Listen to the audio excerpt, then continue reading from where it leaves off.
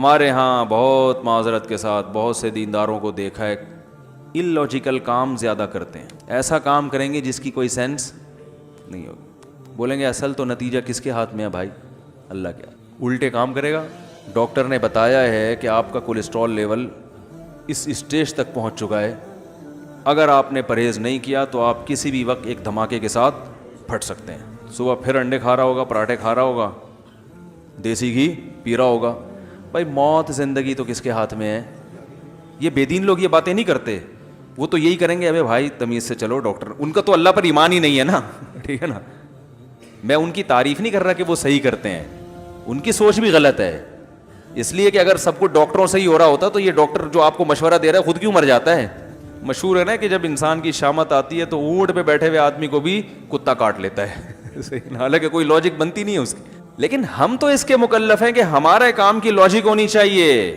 تو اب کیا ہوتا ہے کہ توندے بھی نکلی ہوئی ہیں. ایک تو قدرت کی طرف سے پیٹ نکلتا ہے انسان کا, وہ تو اللہ کی طرف سے ہے. وزن بہت سے لوگوں کا بڑا ہوا ہوتا ہے, لیکن اپنی حماقتوں سے پھر بیماریاں آ رہی ہیں, شوگر آ رہی ہے, بلڈ پریشر ہو رہا ہے, کوئی پرہیز نہیں, کوئی کھانے پر کنٹرول ہی نہیں ہے. اللہ کی نعمت ہے اور شکر ادا کرو. اللہ آخر میں شروع میں بسم اللہ پڑھو, آخر میں الحمدللہ العطامہ نہ پڑھو تو کوئی نقصان نہیں ہو. جو صبح یہ دعا پڑھ لے بسم اللہ الذی لا یضر مع اسمہ شیء فی الارض ولا فی السماء وهو السمیع العلیم, حدیث میں آتا ہے شام تک اسے کوئی نقصان نہیں ہوگا. یقیناً نہیں ہوگا, لیکن جو اس کا یہ مطلب تھوڑی ہے کہ اب آپ پر جو احتیاطیں واجب تھی وہ بھی آپ کو پتہ ہے اس گلی میں پاگل کتا گھوم رہا ہے, پھر آپ کو میں بسم اللہ الذی لا یضر پڑھ کے گلی سے گزروں گا. اگر کوئی اور گلی نہیں ہے گزرنے کے لیے, ٹھیک ہے نا, پھر تو چلو بھائی کوئی اور آپشن نہیں ہے, تو اب نقصان کا پورا اندیشہ ہے, تو اب میرے پاس کوئی آپشن نہیں ہے, تو چلو نبی نے جو دعا بتائی ہے وہ پڑھوں گا. اللہ کی رحمت سے امید ہے انشاءاللہ میری بچت ہو جائے گی. مجھے گزرنا بھی لازمی ہے اور کتا بھی ادھر ہے اور کوئی میرے پاس آپشن ہے نہیں. لیکن 10 گلیاں اور ہیں, پاگل کتا اس گلی میں ہے, تو آپ 100 دفعہ دعائیں پڑھ کے گزر جائیں, پھر آپ گزریں گے تو اللہ کی قسم وہ کتا اتنا پاگل نہیں ہوگا جتنے پاگل آپ ہیں. لوگوں کو چاہیے کہ آپ سے بچیں. وہ آپ نے کسی کو کاٹ لیا نا تو کوئی ٹیکا کام نہیں آئے گا. اس پاگل کتے نے کاٹ لیا تو اس کے ٹیکے ہیں. آپ اگر کاٹ لو گے, حقیقت بتا رہا ہوں, وہ نہیں بچے گا پھر, کیونکہ آپ اس سے بڑے پاگل ہو. اس کو تو عقل نہیں ہے نا, آپ میں تو عقل ہے. جو لوگ دین کی طرف منسوب ہیں وہ دلائل دیتے ہیں معجزوں کی, کرامتوں کے جو واقعات ہوئے. کہتے ہیں 313 کا مقابلہ جب 1000 سے ہو گیا, اس کے کوئی اسباب تھے بدر میں, 313 کو اللہ نے 1000 پر فتح دی تھی. بھائی یہ اسباب سے نہیں ہوتا کچھ, ہوتا کس سے ہے؟ اللہ سے ہوتا ہے. دیکھو نوح علیہ السلام کے دور میں کوئی کشتی مشتی کوئی پانی کہیں بھی نہیں تھا, لیکن اللہ نے کیا کر دیا, کوئی محکمہ موسمیات والوں نے اعلان بھی نہیں کیا تھا بارش ہونے والی ہے, اچانک بادل آئے, پوری قوم تباہ ہو گئی. بھائی اللہ نے جب بچانا ہوگا بچائے گا, جب رکھنا ہوگا رکھے گا. جب مصیبت آئے گی تو اونٹ پہ بھی بیٹھ جائیں گے تو کتا کاٹ لے گا. تو کیا ضرورت ہے کتے سے بچنے کی؟ یہ تو کتا پن ہو گیا نا کہ جو ہے آپ بلا وجہ کتے سے بچنے کی کوشش کر رہے ہو.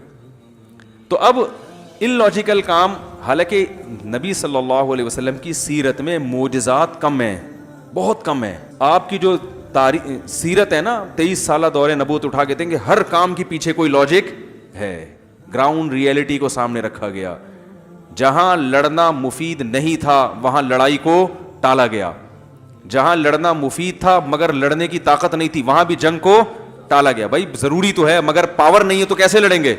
جہاں لڑائی کے علاوہ کوئی چارہ نہیں تھا کہ بھائی اب کمزور ہیں مگر اگر نہیں لڑے تو اس سے بھی جائیں گے, تو اب مرتا کیا نہ کرتا بھائی, تو وہاں پھر لڑا گیا. یہ نہیں, ہر چیز گراؤنڈ ریئلٹی کو دیکھ کر, اسباب کو دیکھ کر ہو رہی ہے, کوئی جذباتی فیصلہ نہیں ہو رہا.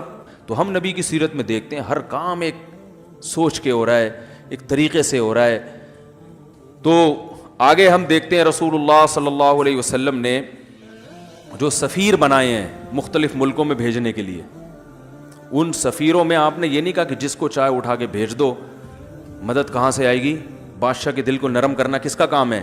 اللہ کا کام ہے. یہاں دعا مانگوں گا میں, جس کو چاہو بھیج دو. نا, جتنے سفیر آپ نے ملکوں میں بھیجے ہیں نا بادشاہوں سے بات کرنے کے لیے, ان کی پرسنالٹی کو بھی بہت دیکھا گیا ہے کہ وہ قداور تھے, خوبصورت تھے, بلیغ تھے, بات کرنا جانتے تھے. اب کسی ایسے شخص کو سفیر بنا کے بھیج دیا جائے کہ وہ بولنا کچھ چاہ رہا ہے, نکل اس کے منہ سے کچھ اور رہا ہے, یا گھبرا رہا ہے وہاں جا کے, تو کتنی اچھی دعوت ہو, کیسی ہی زبردست حق ہو, لیکن اس کو پیش کیسے کرنا ہے اس کا بھی بڑا اثر پڑتا ہے. تو یہ بھی ایک گراؤنڈ ریئلٹی ہے. تبھی دیکھو جتنے بھی پیغمبر دنیا میں آئے ہیں سارے حسین ہیں.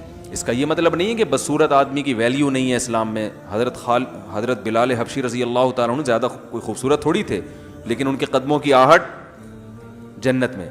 لیکن زمین کی باتیں جو ہے نا, زمین پہ جو احکام ہوں گے وہ زمینی حساب سے ہوں گے, اسباب سے. میں نے بتایا تھا نا ابھی جمعے کو پورا ڈیٹیل میں بیان کیا کہ اسلام میں یہ کہ لڑکی کا نکاح اس کے ہم پلہ میں کیا جائے, اس میں قوم بھی دیکھی جائے گی. حالانکہ اسلام میں قوم پرستی نہیں ہے, لیکن نکاح ایک دنیا کی ایک چیز ہے, اس میں جب تک جوڑ نہ ہو, قوم میچ نہ کر رہی ہو.